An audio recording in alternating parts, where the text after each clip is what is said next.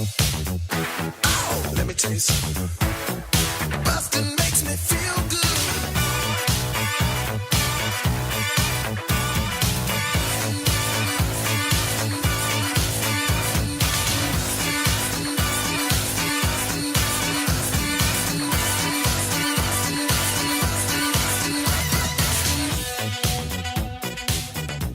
Hello, everybody. Welcome to Blockbusting, the podcast where we love to hate the movies. I'm your host, Jay Light. Joining me today, Leah Knauer. Hey. Hi. Thank you for saying it correctly. I've known you for most of my time in LA. If I'd said it wrong, you would be surprised. Yeah? Most people who have known me like their entire time in LA still say it wrong. Do they not say the "kn" part? Yeah, they say Knauer, which I think sounds so gross. Knauer is like edge. Edge, yeah. Yeah. A little spicy. Yeah. Leah Knauer. Right? That's the beauty of having a name that's hard to fuck up. Yeah. You'd think with very short syllabled names like we have, but who knows? Yeah. Glad to have you down here, Leah. Yeah, thanks for having me. We have a lot of box office to cover. Not really a whole... some surprises coming out this week, actually. Okay. No surprise. This is coming to us from Box Office Mojo. Black Panther topped $600 million domestically. Damn. It's top of the box office still. Number one. Crazy. I think it cracked into the top 5 grosses of all time by now, worldwide. Oh my gosh. Because it crossed $1 billion last week. More than worldwide. Titanic? Not yet. Okay. Titanic is, I think, number 2 or 3. Avatar is still number 1. Whoa. If memory serves. Okay. And matter of fact, I'm going to look that up right now. Let's look up all-time box office records. Hell yeah. Yeah, box office, all-time, Avatar. Yeah. How much did it make? $2,787 million. Gosh. Top domestic is still Star Wars: The Force Awakens. Oh, okay. Domestic, yeah, that made about almost $1 billion domestic. But yeah, it's Star Wars, and then Avatar, then Titanic, and then Jurassic World, and then Marvel's The Avengers. Interesting. They're all very similar. Except for Titanic. Except for Titanic, Titanic is the one, because Titanic surprised everybody. Did it? I think so. How so? Titanic was, okay, history-wise, Titanic was over budget by a lot, and it had been in production for so long. James Cameron had been trying to make it for a long time. Yeah. It was like $20 or $40 million over budget, and then at the time, this was like before Leo had a ton of star power, and Kate Winslet didn't have a ton of star power, and then all of a sudden, it just became like a worldwide phenomenon. Big thing. Yeah. Oh, it's so good. Won all the Oscars. One time I had my third grade this is weird. I had my third grade teacher over to my house for dinner, and then we watched Titanic. Really? Yeah. And were you in third grade? Yes. Her name was Miss Ball. I just I thought she was dope, and I wanted to have her over for dinner. And now I realize as an adult, like, how strange that was. I don't know why my parents let me do that. That is kind of... Isn't that weird? I'd never think to invite a teacher over I know. for dinner. I don't know if that's like a small town Pennsylvania thing that's like not weird, but... How big was your town? Oh, I thought you were going to ask how big was the TV. I was like, it was a pretty good size. Like, it was a nice movie watching experience. I bet. I hope. I don't know. Town, let's see. There was about 2,000 kids in my high school, so Okay. I don't know what that means. I mean, that's about what I had for Okay. my graduating class. No. Oh. High school. Wait, I'm thinking all the fuck off. My high school was about 2,000. My graduating class started at 800, and then we whittled down to about 600 by the time I graduated. Where did everyone go? They got pregnant. Okay. Or Texas. they quit. Yeah, look, Okay. lots of pregnant people. They had to go to the alternative school. Oh. Which was called something like transitions or some. It sounds like a name that would be a rehab name. Yeah. But it's like, oh, you got pregnant? You can't hang out in the regular classes anymore. Wait, that's so cool, though, that they have a school for pregnant people. It was good.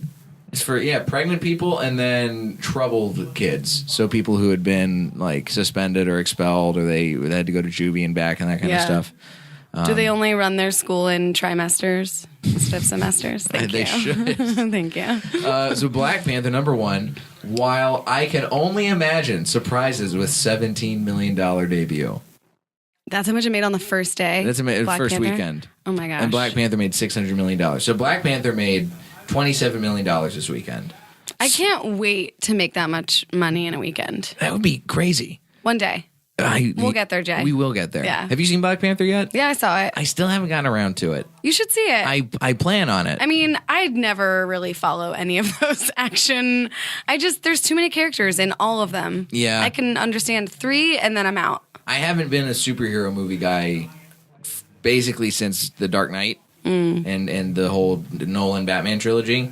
I saw Avengers. I fell asleep during it. Oh. Did you see Wonder Woman? I did not see Wonder Woman. Oh, it's really good. Yeah? I mean, I've heard, we actually have had that being talked about on the podcast before. Oh, really? Yeah. Who hated it? Melanie Vesey. Oh. She didn't like it because she thinks that it was not...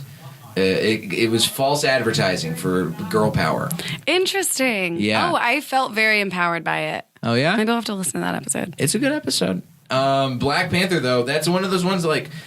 Did you see like Thor Ragnarok or any of the other most recent? See, that's the thing. No. I was in the same boat where like I don't want to go see a Marvel movie. It's just not my speed of movie. But then I saw Guardians of the Galaxy, and I was like, oh, this is a lot of fun. First one was really good, yeah. And then I saw Thor Ragnarok because Taika Waititi is a great comedy director. I love What We Do in the Shadows. Oh my gosh, I heard about that today. Yeah, they're doing a sequel too. I haven't seen it though. It's really good. I don't know much about it. It's really, really good. You gotta go watch it. Is it a comedy? It's a comedy. It's a vampire mockumentary. Oh. And it's got one of the dudes from Flight of the Conchords. Okay. It's got Taika Waititi plays a character in it, and it's really funny, but it flew under the radar because it's a vampire mockumentary. Wait, was it straight to Netflix, or was it a Netflix original? No, it came in theaters. I saw it in theaters. Wow. I saw it at the Laemmle NoHo. I missed that one. It's really good, but it's one of those under the radar things. I think it's on Netflix now. Yeah, it is, because I've passed by it a million times. You gotta watch it. Okay, but that's the thing, because Thor Ragnarok had the same good, different kind of director making that movie, which is the same thing with Black Panther too. You know, you got Ryan Coogler, who's known for these intense dramas like Fruitvale. Oh my God, Fruitvale was so good. I bawled. Yeah? I don't cry at movies. I bawled at Fruitvale. Wait, you say you've never seen it? I never saw it. Oh my God, it's so good. I've heard. Yeah. I'll get around to it. You should see it. I think that's on Netflix, actually. I'll watch it. Are you sponsored by Netflix? I want to get sponsored by Moviepass. I feel like you could. I have Moviepass. I own one. I use it regularly. I use it to saw the movie we're going to talk about today. Yeah, that's the only reason I don't feel like I don't feel mad that I wasted money on this movie because of Moviepass. So thank God for it. Thank God for Moviepass. Moviepass, if you guys are listening, I'm a big fan. Just give me some money or something, please. Me too, because why not? Yeah, let's get Moviepass money for everybody. Hell yeah, I'm in. Number 2 at the box office this weekend was Tomb Raider. I didn't even know that they were redoing it until this weekend. Yeah, and they got Alicia Vikander from Ex Machina and a bunch of other stuff.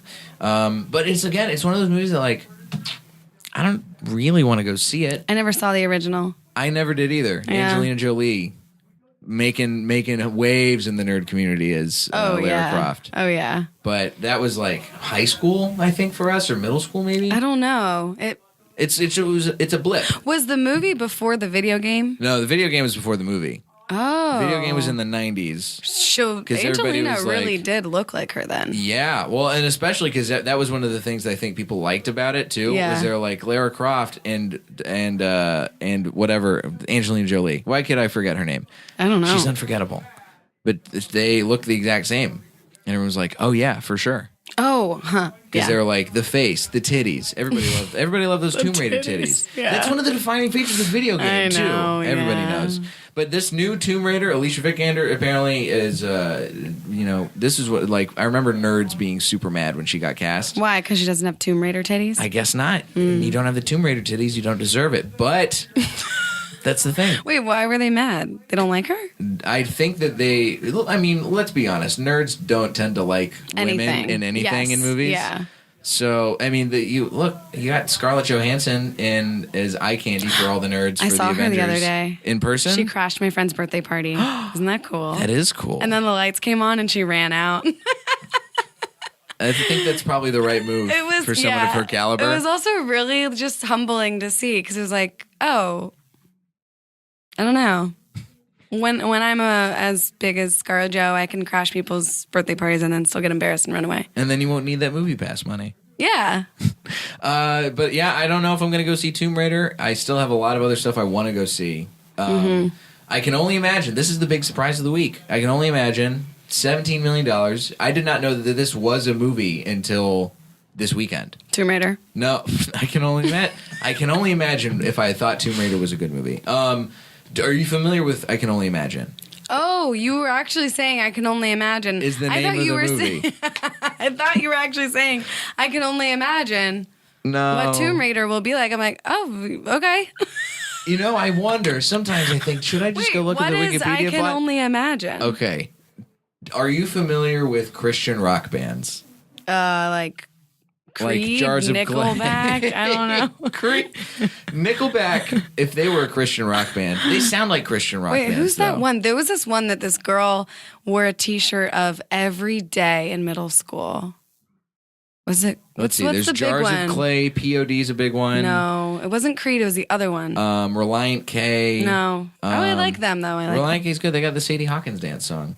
That was the jam back at Sky Which Ranch one? Christian Camp. It's a song called the Sadie Hawkins Dance, and the chorus Oh. goes, "Sadie Hawkins dance in my khaki pants. I hope she likes my sweater," and that's the whole song. Oh, It's about a girl wow. wanting to get. It's a dude wanting to get asked to a dance by a girl he likes. Oh, that's so sweet. It's very sweet. It's very Christian. I knew a different Reliant K song.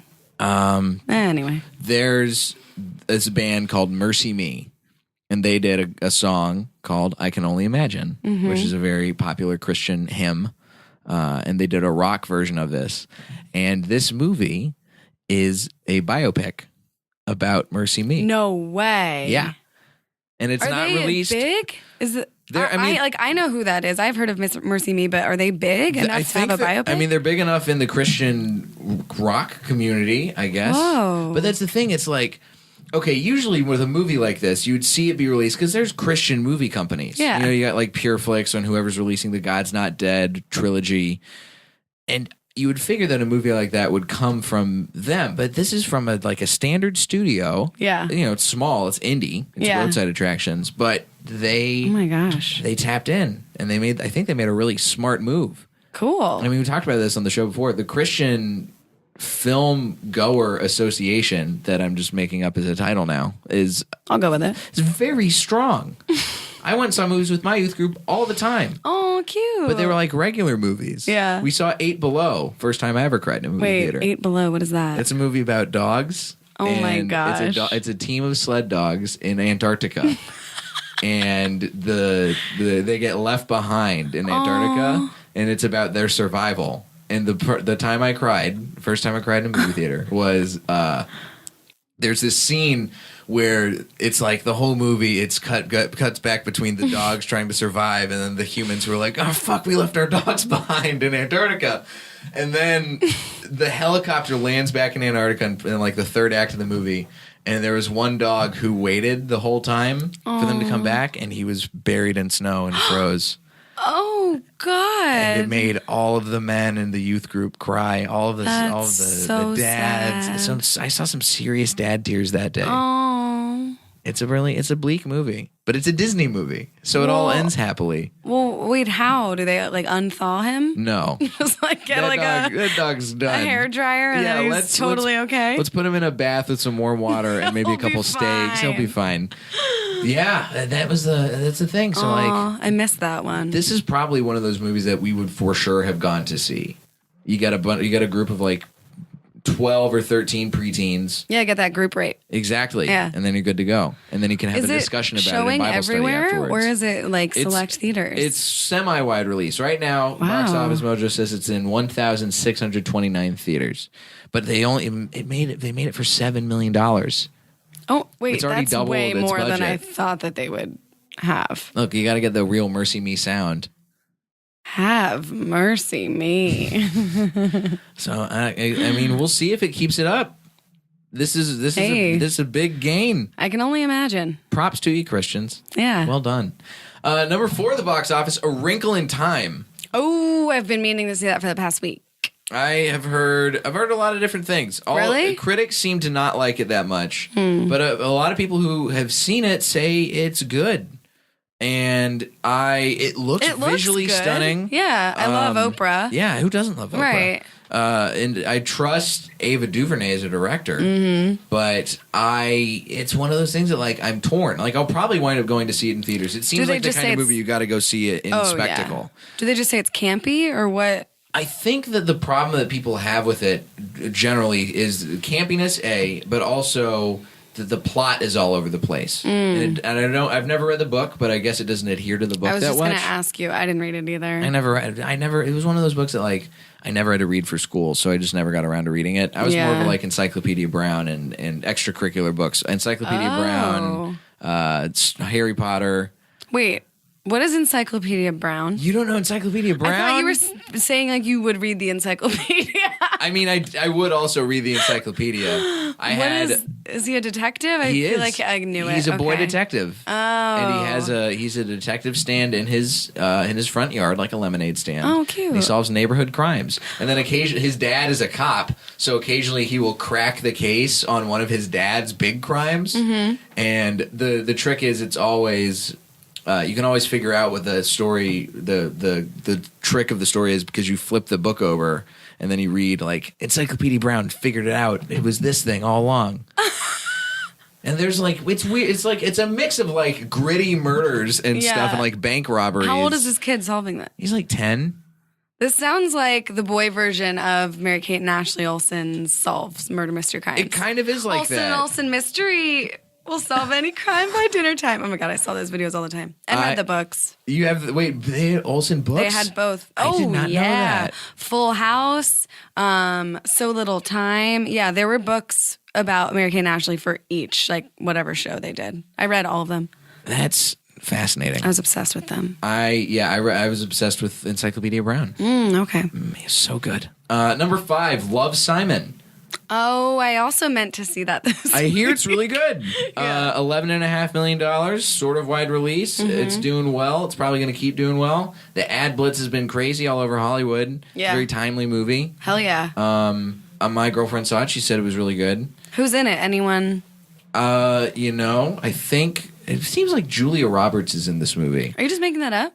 I could see it. I hope I'm not making it up. I could see it. I saw a trailer for it before Red Sparrow, oddly enough. Yeah. And hold on. I think it's like, I want to say it's like Willem Dafoe. Oh, wow. Okay. I thought it was more indie than that. I mean, it's indie, but it's also got, Jennifer Garner. I mixed up Jennifer Garner. I was very close. And Josh Duhamel. Oh, I love Josh Duhamel. Yeah. Okay. They're the dad and the mom. Cool. I like them as a couple. Jennifer Garner's been killing it in the being a sensitive mom movie business lately. Yeah. She was in Wonder, too. Did you ever see that? Oh, my God. That movie was too sad. Yeah? Like, I know it was hopeful and inspiring at the end, but it was just depressing watching him. That's why I didn't want to go see it. I saw the trailer and I was like, oh, God. Yeah. I mean, he did such a good job, acting, but it was just, hard to watch. I feel bad for him. It's one of those movies that, I couldn't... It feels like it's on the level, Requiem for a Dream, where, you could see it once and then you never want to see it ever again for very different reasons. That's how I felt about Mother, too. Oh, yeah. I've never saw Mother. I never got around to it, but I could understand that. I was glad I saw it just so that I could make up my own opinion about it, but wow, I hated it. Yeah? Yeah. For some of the same reasons about Red Sparrow? Similar but different. But I gave Red Sparrow a chance because I was like, there's no way she's going to do another bad movie. And then she did another bad movie. Surprise. We'll get into it. Oh, my God. Number 6, Game Night at the box office. Haven't seen it. 5. I want to see this. I haven't seen a trailer, but things. it sounds and looks good. But. I trust the people who are in it. I like Jason Bateman. I like Rachel McAdams. Lamar Morris is always hilarious on New Girl. I want to see him on the big screen. Hell yeah. Peter Rabbit, still clinging to life. Number 7, made $100 million. Crossed that threshold this weekend. Congratulations, Peter Rabbit. Good job. Number 8, Strangers Pray at Night. I heard that's good. I heard that's good, too. Did you see the original? Is this whole podcast just being like, I heard that's good. Oh, I heard that's good. Yeah, I didn't see it. See, this is why Moviepass needs to sponsor me so I can have time to go see movies. Exactly. And I don't have to scrap and make minimum wage. Exactly. Moviepass. See, that $10.99 a month is hard to scrap. It really is. Yeah. I got to pay rent. I get it. I can't do it. Mm-hmm. It's still out there. I want to go see it. I liked the original. I never really watched horror movies growing up, so I had to learn. Oh wait, how this to is a appreciate remake? them. It's a sequel. Whoa. It's a sequel to a movie that came out 10 years ago called The Strangers. I did not know this. Okay, are you familiar? I saw The Strangers, but I didn't know that this was a sequel. It's a sequel. Wow. Yeah. Okay. I remember when I saw The Strangers. It was I was in high school, and there was a guy who came in at the first time when the strangers come to the house, and a dude was in the movie theater, and he walked in and he had a pillowcase over his head with the eyes cut out, and we were like, "Holy fuck, Jesus!" And then he walked out the back exit of the movie theater. Wait, who was he? We don't know. That's terrifying. He was a bro in cargo shorts and flip-flops, and this is definitely the funniest / scariest thing anybody has ever done in cargo shorts and flip-flops. Yeah, but for sure. Fuck. Yeah, no, we were terrified. Oh my God. It added to the experience. Yeah, it's kind of like interactive show. We did that. We saw a long time ago, what was the movie? The bomb movie, Hurt Locker. Oh, okay. I thought you meant the one about the Boston No. bombing. I cannot believe they made a movie about that so soon. I mean, I can. We're Whatever. grasping at straws at this point. But we saw Hurt Locker, and I saw that in theaters, and then the fire alarm started going off in one of the bomb cutting scenes. Cool, 4D. And we were like, oh my God. And then all of a sudden we were like, oh wait, we have to evacuate. Shit. Oh God. Number 9 at the box office, our topic for this week is Red Sparrow. Ugh. Still clinging in there, $39 million, flopping hard. It cost $69 million to make. That probably is not going to make its budget back. Doesn't deserve to. No. And number 10 is Death Wish, Bruce Willis remake. That's what I wanted after I saw Red Sparrow, so that makes sense. Yeah. I get it. Let's just get right into it. Okay. We've been dancing around it. Yeah. And we need to talk about Red Sparrow. Finally. Leah, you hate this movie? Well, Why? I even the reason I'm on this podcast is because I literally made a status that said I hated Red Sparrow so much and I need to talk about it. But like I told you before we recorded, I wanted to rewatch it so that I would have it fresh in my memory, but I literally didn't even want to see it a second time. It was so bad. First of all, Jennifer Lawrence's Russian accent is garbage. It's all over the place. Did you notice? I noticed. Okay. It would go British sometimes. Yeah. With no Russian. It felt... Okay. For those of you who have not seen Red Sparrow yet, just a baseline. Movie out right now in the box office. It is a spy thriller film, according to Wikipedia, starring Jennifer Lawrence, Joel Edgerton, Matthias Schoenaerts, Charlotte Rampling, Mary Louise Parker, and Jeremy Irons. Tells the story of a Russian intelligence officer who is sent to make contact with a CIA agent in the hopes of discovering the identity of a mole. Mm-hmm. Great potential. Great potential. Great hook. Great plot. I saw the trailer and I was like, okay, this seems cool. And it seems very empowering. It seems like she has autonomy over her body and she's using her sexuality because she wants to. Right. To hook these guys in and then kill them. And that's what I thought I was seeing. Yep. So I was like, oh, this is going to be dope. Yeah. And then all of a sudden you get in there and lost it's just not the way it is. Oh my God. I mean, where do we even start? Let's start with Jennifer Lawrence for sure. And, and not only that, but the fact that this movie is taking place in Russia and everybody's speaking English the whole fucking time. Perfect English. She's like the only one that was like talking like this sometimes. Yeah. And then talking like this sometimes. Like it was all over the place. So bad. It was so bad. It was so awful. It's terrible. There should be a basic movie rule. I think one of the things that would have elevated this movie and just made it a little bit better is if the parts where they're in Russia and only talking to other quote-unquote Russians, if it was in Russian.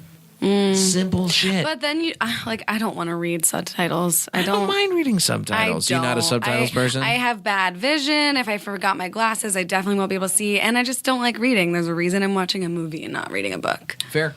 I'm with you there. Okay, so Jennifer Lawrence. Jennifer Lawrence, yeah. And Jennifer Lawrence is coming at this movie after making Mother, which is the big notable movie she was in last year. Very critically divisive. Yeah.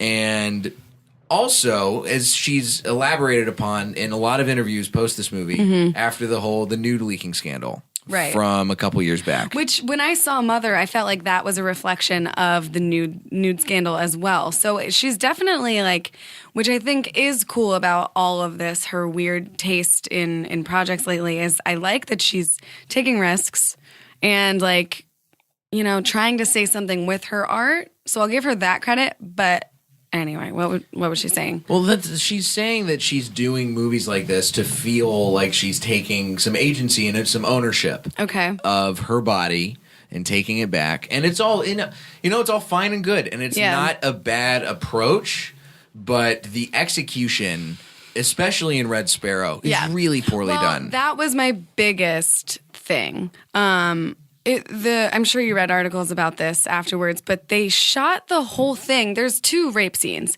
and in the first 30 minutes. Yes, and they shot the whole thing as if it's a sex scene, as if it's a consensual sex scene. They had like overlooming shots to like show her body, slow pan, and they made it like very enticing. It's like, this is so wrong. This is why I'm saying they had potential to like. Well, first of all, they shouldn't have shown a rape scene, let alone 2. That's just like hard to watch. It's gratuitous. If you're gonna show it, at least show it with the correct point of view, versus the point of view of like, oh, now we're gonna watch Jennifer Lawrence get raped. You'll see her naked body get raped. And that's the first. I can't even believe we have to say the first rape scene in this movie. The first rape scene in this movie takes place right after she's like trying to seduce this dude, and he licks her leg scar from where she'd broken her leg. Yeah, and I didn't know what was about to happen in the movie, but I laughed out loud at that part. Oh yeah, because you're like, this can't be fucking real. This is totally fucking ridiculous. Much. And then all of a sudden, it turns hard left into a rape. Yeah. And I was immediately like, what did I just do? Yeah. That's how I felt watching this movie. It was just like, what did I just do? What have I gotten into? Well, and after I don't remember if it was the first or second rape, but after one of them, so she got raped, and then immediately it go into like the next scene or just a moment after, and she was just totally fine. She like had no trauma. Yeah. Her hair wasn't a mess. She wasn't crying. It was so weird. And like, I get fight or flight and people have different responses to rape, but it just felt like the whole movie was not addressing this issue that it thought it was addressing. Yeah, it felt, and specifically with Jennifer Lawrence's performance, it felt very disconnected from what was actually going on. Which I guess you would do as a survivor. You do kind of disassociate. Right, but not to... I think that it comes across... One of the things that I've been baffled by in reading reviews of this movie is people are across the board praising Jennifer Lawrence's performance. Why? I don't think she was bad. But I think she was. I felt like she was phoning it in. It felt like her idea of being of showing that she's tough is not showing anything going on in her eyes or her face. And there are definitely the parts that are supposed to be emotional, and there are parts that are that are wrought with emotion in this movie. And she did not play into that. Like, I love Jennifer Lawrence as an actress. I think she was great in Silver Linings Playbook. I thought she was great in Winter's Bone. I have not seen a movie that I've not liked Jennifer Lawrence in until now. Yeah. It felt like she brought more levity to the characters she's done in fucking Hunger Games than she did in this. I love Hunger Games. And this is directed by the same guy who directed the last parts of the Hunger Games movies. Oh, yeah. I didn't know that. They kept working together. Okay. So it felt to me, especially, it just felt like she was just trying to be this cold, calculated person, shocking, and like there's all this double crossing and stuff that's going on, and she's just playing it like she's not making any kind of facial change or not any kind of like emotive change when stuff is happening, and it just felt, to me, it felt phoned in. Yeah. What did you? I mean, you said you liked her performance, so you thought she was okay. Well, I didn't think she was bad. Besides the Russian accent, the Russian accent was atrocious. I think like the Russian accent was so bad. But besides that, I don't think she was bad. But she was by no means moving, or I don't remember anything from her performance. Other than the bad Russian accent. Yeah, because that's indelible. You can't forget that. The plot was also just like kind of all over the place. I didn't really understand it. And, oh my gosh, there was another part. I think part of what people are liking about Jennifer Lawrence in this movie is the way she's being put through all of this rape and torture and all these crazy situations in the school and everything too. And they're like, oh, she's standing in the face of it. And I don't think that that's enough. Well, it did show that she's tough. And I guess when you were talking about her delivery, her performance, singing like how she would justify that.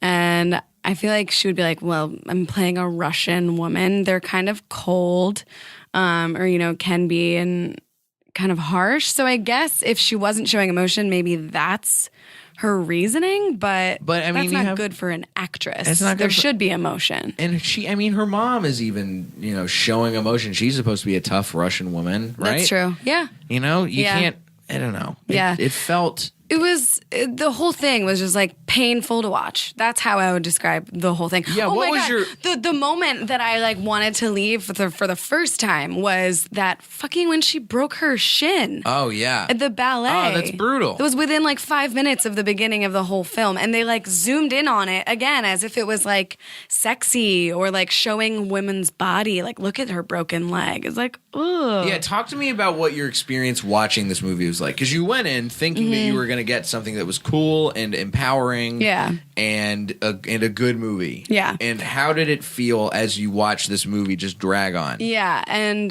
in reality, I watched a woman get abused and beaten and raped for 2 hours. Like it's not, and especially with like the Me Too stuff and just our culture right now, I was so surprised that a movie like this would get through so many people like passing it, like letting it go through without recognizing like, oh, we're just, like you said, showing gratuitous, violent, and sexual images that are not positive and don't have a purpose. Yeah, they did. It all felt very she purposeless. Didn't get any justice from either, from anything really that happened. Mm-hmm. The end was like anticlimactic. She like turns her uncle in or something. Yeah, she triple, quadruple crosses him. But she got like no justice for her rapist or like any of the other bullshit. And it just, I don't know. It was a letdown.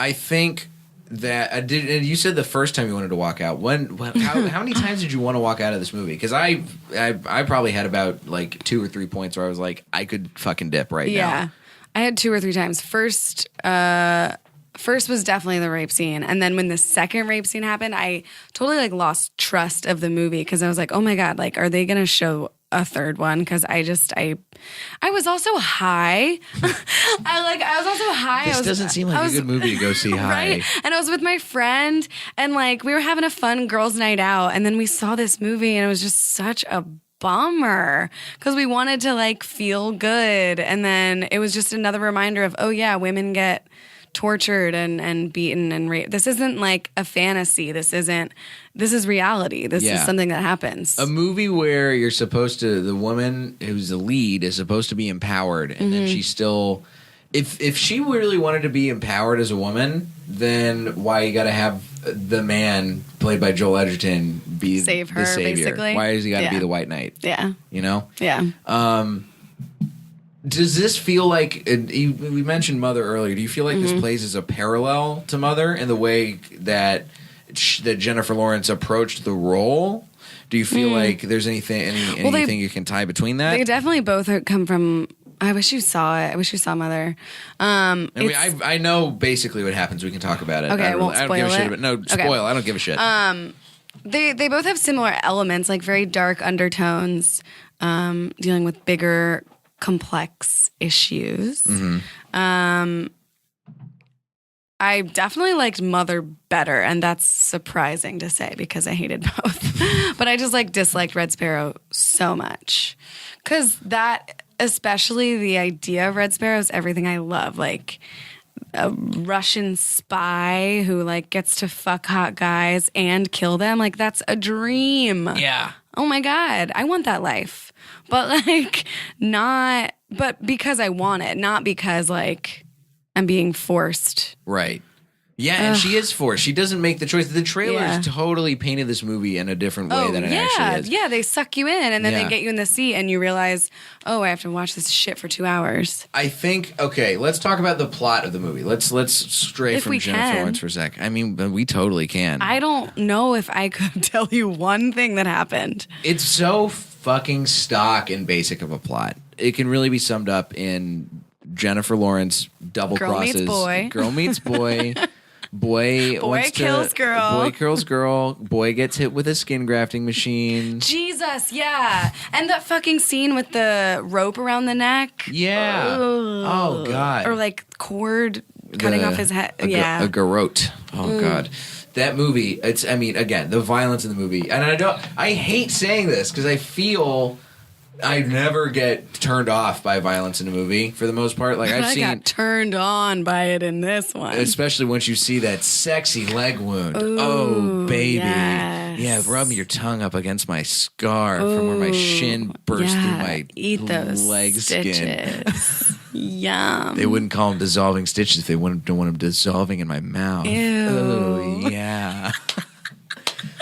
It's so like, look, I'll see a movie with a shitload of violence any day of the week. Mm-hmm. But this movie, if the violence is like a purpose, I'm cool with it. It felt like this was just like, yeah, we're just going to run everybody in this movie through the fucking ringer. Oh, and can we For talk no about reason. how that woman just got hit by a van and then we just never Nancy addressed... Botwin getting hit by a van. She was like a main character and then she just got hit by a van and then it was never addressed. I'll say this, she's the best character in the whole movie. I was high. My favorite character. What did she do? So Nancy Botwin, Mary Louise Parker, but I called her Nancy. I'm going to call her Nancy Botwin the whole time. I love Nancy. Yeah. And she is a chief of staff to a senator, a U.S. senator, who gets turned by another Sparrow. And she agrees to sell the Russians plans to a satellite or something like that. And after the old Sparrow gets ripped to shreds and left in a bathtub, Oof, and yes. the guy's the fucking sadistic dude's like, I'm wanted it so you know how to smell what the barnyard smells like. Oh my God, you just reminded me. I closed my eyes for that scene. It's rough. I closed my eyes for a lot of scenes, actually, now that I'm remembering it. Yeah. Yeah, it's one of those movies that feels like you gotta watch. You kind of gotta watch through your fingers a little bit. And why did Jennifer and I Lawrence feel kill so the weird woman? saying that. Yeah. I feel weird saying that. I feel like as an adult, I should be able to handle this. Violent imagery? Yeah, I mean, one of my favorite fucking movies.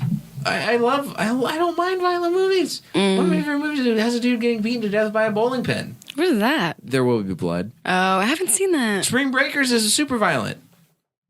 Spring Breakers is one of your favorite movies? I love Spring Breakers. Oh, Top wow. 5. Okay. There's a lot of stuff in there. There's a lot of violent movies that I appreciate and like because it feels like it's a purpose. Too much. It feels like there's no purpose to it.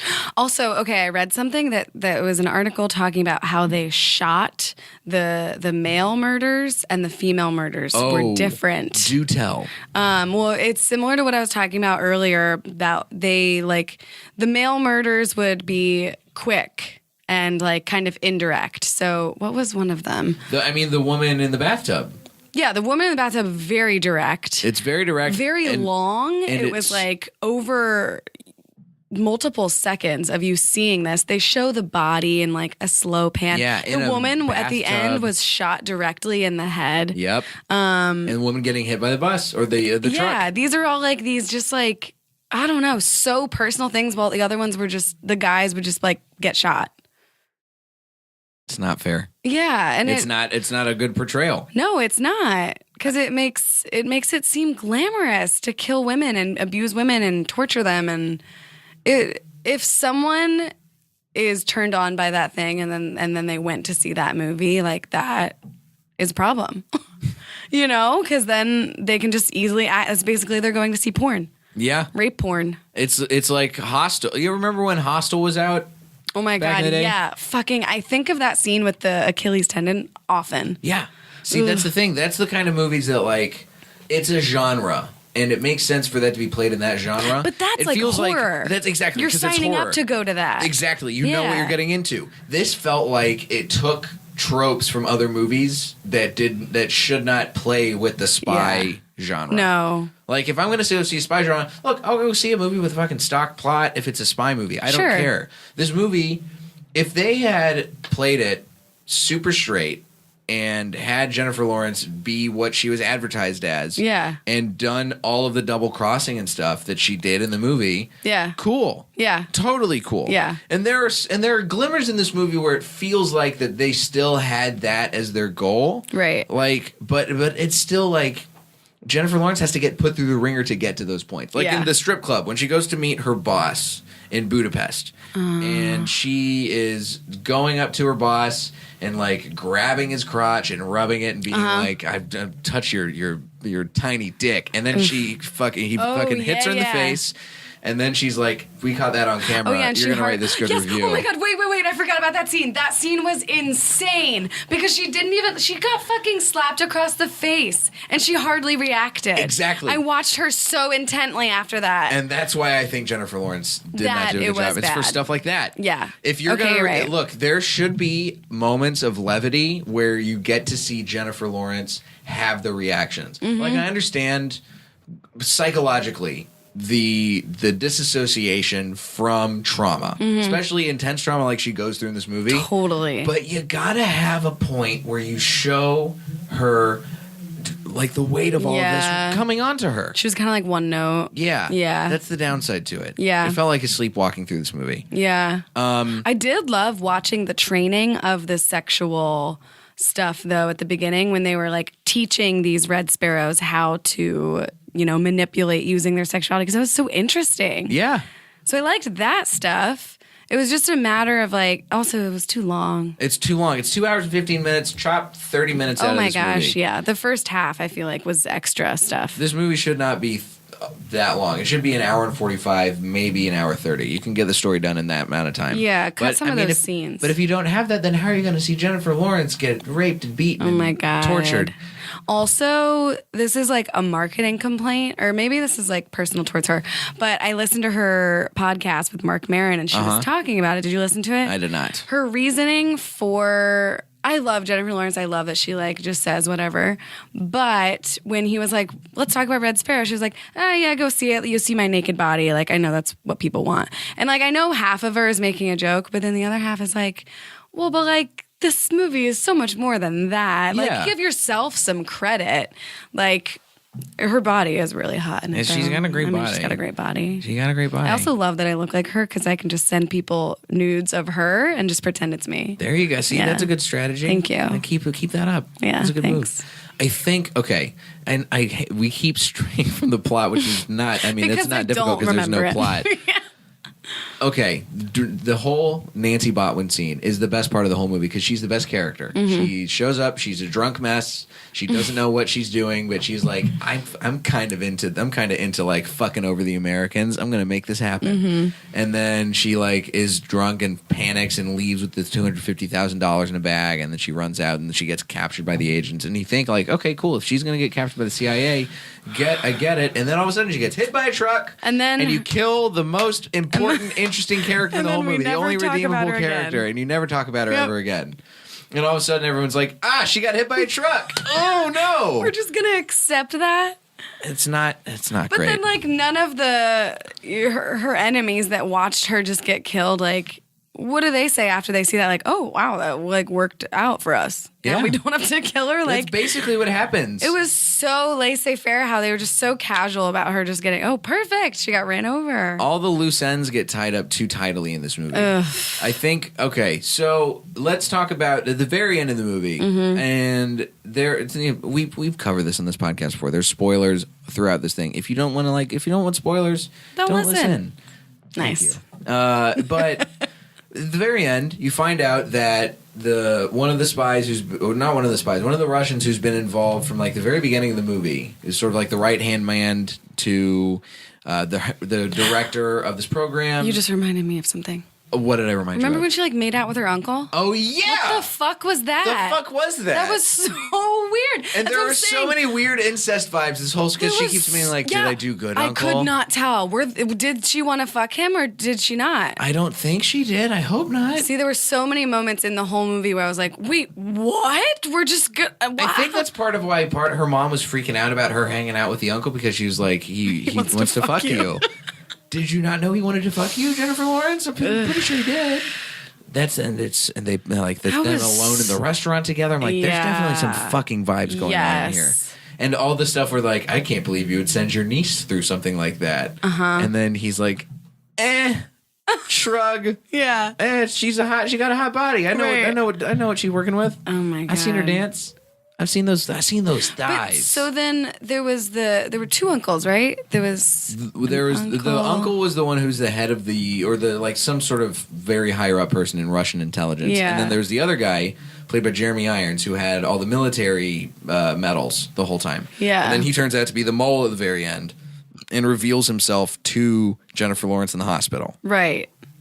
And then you get the very end of the movie where you're like, oh, okay, she turned him in because that's what they needed. He knows that, and that's why he's sacrificing himself. Mm-hmm. And then all of a sudden, they lift the bag up over the guy's head at the tarmac, and it's her uncle. And you're like, oh, has this just been sort of like a weird revenge movie this whole time? But it didn't feel like that. It just, even when you're describing it right now, I'm like, I don't get it still. I don't get it. It felt this movie, and the writing was so bad too. The writing was the parts where they're in the school and Charlotte Rampling as the matron is saying some of the things and also can't decide on a fucking accent either. She's going back to British and Russian the whole time. If you had made movies and made choices writing wise that justified some terrible dialogue where the plot was going a little bit quicker and going at a better clip. Cool. I can live with that. It's fine because then I'll go to the movie and be like, okay, this was a fun time at the movies. It wasn't the greatest movie of all time, but I enjoyed myself. I got through it. This felt like I was being dragged behind a truck watching this movie. It just did not. There was no part of this movie that I could appreciate other than even really the below the line technical stuff. Like I think that the art direction was fine and the cinematography was Did you hate me the entire time that I made you see this? The whole time I was like, fucking goddamn it. I mean, I wanted to make this a good episode and discuss this with you, but like, fuck, Leah. Why did you go see this movie? It was bad. I don't know. I thought it was going to be a fun time. There was one scene that I liked. What was the one scene? It's probably the most well known, maybe, because I think it's in the trailer. It's the one where they're in the school, she takes off her clothes, and then the teacher wants her to fuck the guy, and she's like, okay, then let me lean back, and then he like can't get hard and he's embarrassed. And I like that. That's a good scene. That was a good message where it was like, see, she's taking control of her sexuality, she has autonomy of her body, and she finally has power. But it's one of those. That's the glimmer in a pile of shit. That this movie, because that's the thing. It's scenes like that, and it's scenes where you expect, oh, something is gonna, she's gonna take the agency that she's always been craving this whole time. Or even, you know what? In the scene where she has the lie detector test done to her. And the Americans are like, what can you offer us? And she's like demanding money. And they're like, fuck that. And then she's like, well, I have the name of a chief of staff of a senator who I could give up to you guys right now if you want to give me $30,000. That's a cool scene because it's like, oh, she has power. She's taking control. Yeah. But if you're gonna make that your movie, you gotta stay consistent with that. It's gotta be a through line, right? It's not, and it was just not a through line in this movie. Oh God. Fuck, Leah. I'm so bad. What could make this movie good, in your opinion? What do you think could have changed in the production process or in the cut of the movie or anybody's performances to make this a good and watchable movie? Well, I know this because I looked it up an hour ago. I know this was based on either a book or another film. It was based on a book. That's what it is. It's based on a book from a CIA agent. Okay, so I know that because they're turning the screenplay from the book, maybe there was some stuff they weren't allowed to change. So it's easy to say what they should have done. So who knows? But I think what they had was a diamond trapped in manure, and they needed a little more time to sift some manure off of it. What are some of the ways that you think? What's a scene that you wish you had seen in this movie? I wish the whole movie had the same feel of that one scene that we talked about, where it's at first she was, chosen against her will to be a Red Sparrow, but then maybe she learned parts of the job that she likes, and she likes fucking these guys and then killing them, or maybe she doesn't and then she stops doing it, but something just to show that the character had a choice, made a choice at some point, and got justice, got some sort of revenge, some sort of positive message about women and what she had to go through. She was a sex trafficker. She is like, Yeah. and that is a real thing that happens in our day to day. It happens in our country. Oh my gosh. And to just like not address it when you could so openly and so easily is just like a missed opportunity. I think even if you cut out, like we were just talking about cutting out the beginning of the movie, if you had just jump cut to her being smoking in that courtyard, just a spy, and then you show, so you can reveal some of that other stuff in the backstory. You can do the whole ballet mishap in a backstory. You can do that in a flashback. Totally. You don't have to lead us in with that. Showing us the Just whole. throw us right in the middle of the fucking plot of the movie. That's a good point. It's structurally all over the place. Yeah. This movie, it feels like a drag. It is a drag, and I'm speechless. I know. Like, I have not walked into a movie. I didn't think so far this early in the year. I didn't think I was going to see a movie worse than Cloverfield Paradox. Oh, I haven't seen that. It's bad. Okay. It's not good. Okay. But I watched this and I was like, why did this movie? How did somebody at the studio not find ways to edit and fix this movie, and especially in the time? How and why did Jennifer not have problems about it? Complaints or like ideas to fix it? I mean, maybe that's why she's not really promoting it. Maybe because all the I didn't listen to that WTF episode, but I do know I'm trusting that you weren't high when you listened to it and that you remember that part. But like, I know she did Colbert, and she didn't barely even talk about the movie on Colbert. They got drunk together, and she took off her shoes and talked about, I don't know, boys or something. Yeah. Boys. Oh my God, let's dish. Yeah, J-Law. She's always talking about boys. Always talking about boys. But that's the thing. It's like, I know people are like, what's happening to Jennifer Lawrence's career? And I don't think this is going to end Jennifer Lawrence's career. No. I don't think it should. I think she's going through a dark time, and she's using art to express herself, which is cool, but I wish it was a little more selective. I think what I hope is that if she's in this dark period and she's going to, I'm not going to say lash out because that's not the right wording, but if she's going to use what she's feeling, express. Yeah, that's much better. Thank you. If she's going to use this time to express herself and how she's feeling in her art and work through this dark period, which as an artist I think is part of your obligation, what you're supposed to do, then I am really looking forward to whatever movie finally sees her doing that. Oh. Because I don't think that where she goes for it and it works. Yeah. Yeah. Red Sparrow, it's an attempt, it's a swing and a miss. I haven't seen Mother. I can't say whether that's a swing and a miss or not. A lot of people are divided on it. Yeah. But I think it's not coming from a bad place artistically, and I do appreciate that. Because it seems, you're grown up, you're trying to make different choices than what you were making before. I can respect that. But it's just not working right now. Oh my God. Does she have anything else coming up down in the pipeline? I don't know. Let's look. I know she's producing some stuff and directing. J-Law. Cool. Let's see. Jennifer Lawrence has the same birthday as me. Oh, shout out cute. Jennifer Lawrence. We are both born August 15th. Congrats. 1990. She has X-Men Dark Phoenix is the next movie that she's got, and she's going to be Mystique. But that's it. Okay. That's it as of now, according to Wikipedia. She might have some stuff listed. I swear to God, if we have to watch Mystique get raped, I'm going to be so pissed. God damn. Well, rape scene. She's it's not going to good. Maybe she'll, fuck. Jennifer Lawrence, please, if you listen to this podcast, come on and be a guest. She definitely listens to this, I would right? love to. Of course she does. Yeah. We have the same. I'm going to send out the birthday signal and be like, yo, J-Lo, we talking about you. Come here, girl. Because she's a great actress, and I think she's in some really good movies. Talk to Mark. Mark got her. I'm sure you could get her. Yeah, I'll hit up old Marky Mark. Yeah, old Marky Mark Maron. Let's see what he can do. Yeah. Yeah. Yeah, I mean, this movie, go see it, form your own opinion. I think, for the most part, you might not like it. Hot garbage. I've seen worse movies. I've seen way better movies, but this movie does not. This is probably not going to crack. I don't ever want to see it again. I don't ever want to see it again either.